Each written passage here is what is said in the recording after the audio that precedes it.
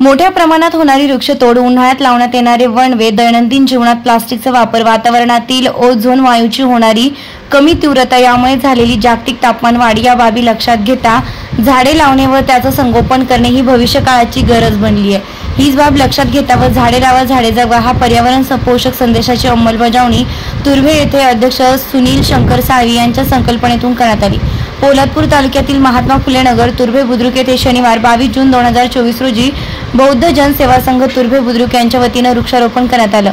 मुंबई व ग्रामीण समितीच्या कार्यकर्त्यांनी एकत्रित 50 ते 60 वृक्षांचं वृक्षारोपण केले। यावेळी अध्यक्ष सुनील साळवी, सचिव सचिन साळवी, संघटक दीपक साळवी, मार्गदर्शक आदेश साळवी, खजिनदार विशाल साळवी, सुमेध साळवी, सागर साळवी, ग्रामीण अध्यक्ष विठोबा साळवी, ग्रामपंचायत सदस्य राजेश साळवी, सुदेश जाधव आदी पदाधिकारी कार्यकर्ते उपस्थित होते। यावेळी पर्यावरणाचं संवर्धन व संरक्षण करणं हीच आमचं उद्दिष्ट असून यापुढेही वृक्षारोपणाचे हाती घेतलेलं कार्य सुरूच ठेवू अशी प्रतिक्रिया खासगी वाहिनीशी बोलताना दिली आहे।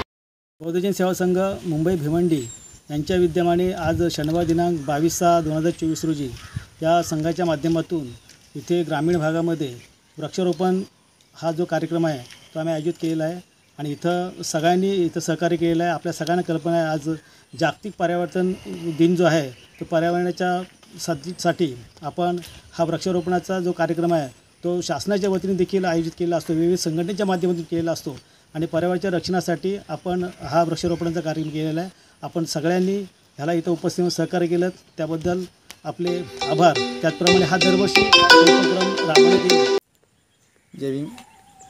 या ठिकाणी बौद्ध जन सेवा संघ तुर्भे बुद्रुक मुंबई भिवंडी आमच्या संघटनेच्या माध्यमातून जो वृक्षारोपण कार्यक्रम राबवण्यात आला त्याची संकल्पना या भावकीच्या आमच्या सन्माननीय अध्यक्ष सुनील शंकर साळवी यांनी ही संकल्पना त्यांच्या डोक्यामध्ये आली आणि हा उपक्रम राबवला। खऱ्या अर्थाने या वाढत्या तापमानामुळे आणि या निसर्गामध्ये झाडं पूर्वजांनी झाडं लावली होती, परंतु आता त्या झाडं नवीन पिढीमध्ये नवीन जनरेशनमध्ये ती झाडं लावली जात नाही आहेत, झाडांची वाढ होत नाही आहे।